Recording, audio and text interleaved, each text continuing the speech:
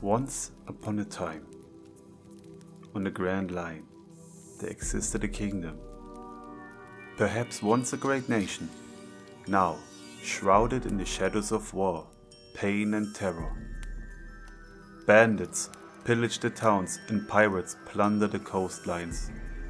The royal family, indifferent to the suffering, made no effort to bring change. Then, a transformation occurred, plunging the kingdom into an even darker abyss, rivaling the gloom of Thriller Bark. The kingdom's people, wary of enduring cruelty and corruption, finally erupted in rebellion.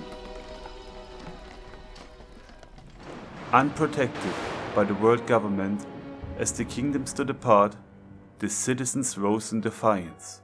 The monarchs, unable to quell the uprising, faced the imminent threat of rebellion spreading to neighboring realms. Desperate, they contacted the world government, agreeing to pay the heavenly tribute and become part of the reverie. However, the world government, deeming the kingdom too burdensome, chose a different path. This once prosperous realm on Kuraigana Island, known as Shikearu Kingdom, now lay deserted. Ruins dotted the landscape, and the once vibrant forest had grown so dark and deep that one could easily lose their way in it.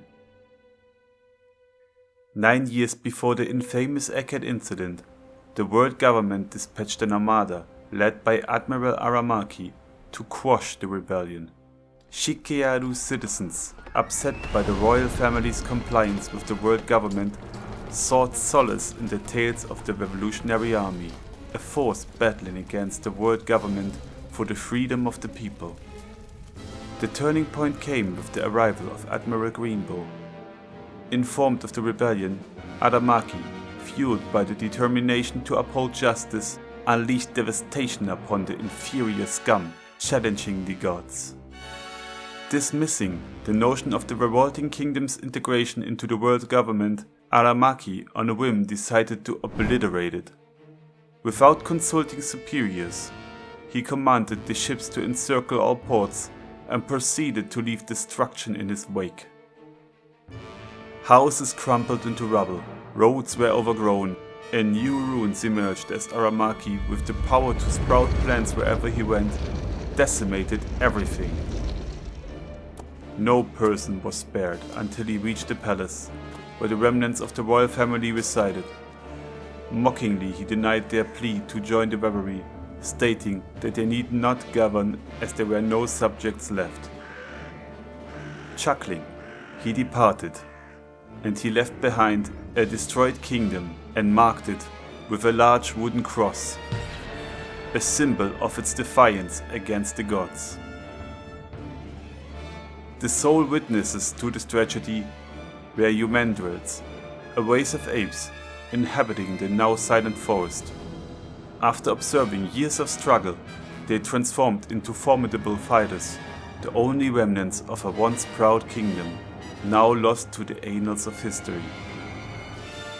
A few years later, the infamous warlord Dracul Mihawk chose the deserted island as his new home, yearning for a haven where he could reside in peace, undisturbed by the tumultuous outside world.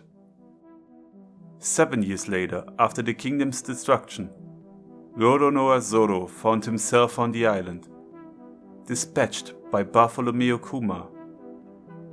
While assumptions shrouded the purpose, it seemed probable that Kuma intended Zoro's training under the legendary Mihawk, and so, Zoro too bore witness to the towering wooden cross on Kuraigana, an almost forgotten symbol of a bygone religion, a relic of a time when it stood defiantly against or alongside the world government.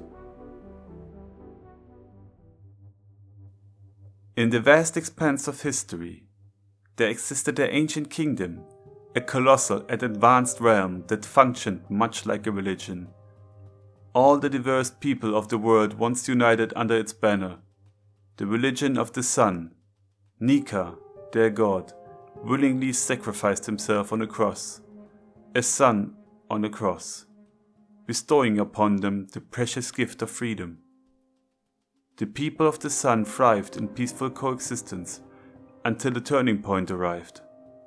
20 kingdoms, fueled by desire for autonomy, rebelled against the ancient kingdom. The war they waged was fierce, but in the end, they emerged victorious, claiming dominion. From the ashes of the old order, the world government emerged. 19 royal families, architects of the rebellion, chose to relocate to Marie Joas, establishing it as the seat of global governance. Yet one family resisted this collective decision. To deride the sun's religion, the world government adopted a cross as its symbol, an emblem representing the interconnectedness of the blues under Marie Joas' rule. The north, east, south and west blue.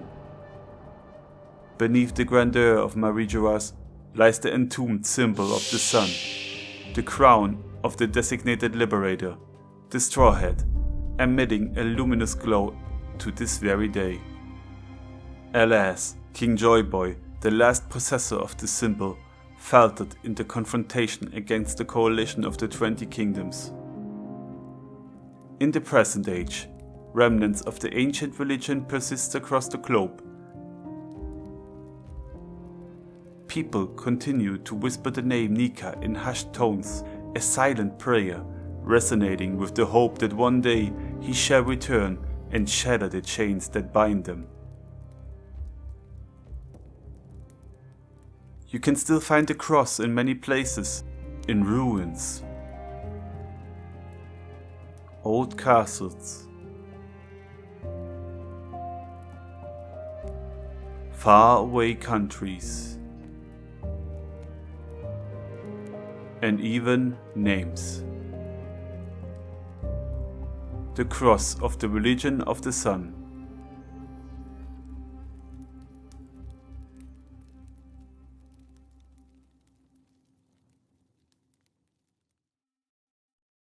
Thank you guys so much for watching. I hope you enjoyed the different approach in this video, as I aim to make it more like a fable. Let me know what you think of this format in the comments, please. Also, a big shout out goes out to Cube from the Last Ark. He helped me with the brainstorming for some parts of this video. And of course, please consider subscribing and liking the video as well. I would really appreciate this. Thanks again for watching and see you next time.